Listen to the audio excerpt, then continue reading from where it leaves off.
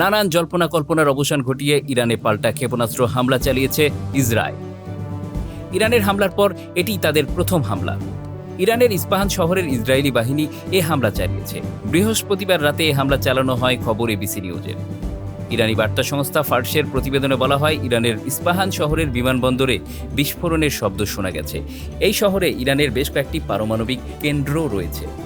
প্রসঙ্গত, ইরান বৃহস্পতিবার জাতিসংঘের নিরাপত্তা পরিষদকে জানায়, ইসরায়েলকে তাদের স্বার্থের বিরুদ্ধে সামরিক দুঃসাহসিকতা বন্ধ করতে বাধ্য করতে হবে। এর আগে ইসরায়েল পাল্টা হামলা চালালে এর ফল ভালো হবে না বলে হুঁশিয়ারি দিয়েছেন ইরানের প্রেসিডেন্ট ইব্রাহিম রাইসি। এছাড়া ইরানে পাল্টা হামলা না করার জন্য ইসরায়েলকে আহ্বান জানাচ্ছে আমেরিকা সহ অনন্য পশ্চিমা মিত্ররাও।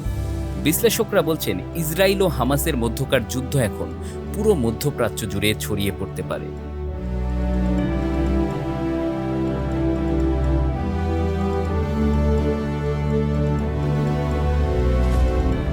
দি লন্ডন বাংলা নিউজ, বিশ্ব জানুন আপনার প্রিয় ভাষায়।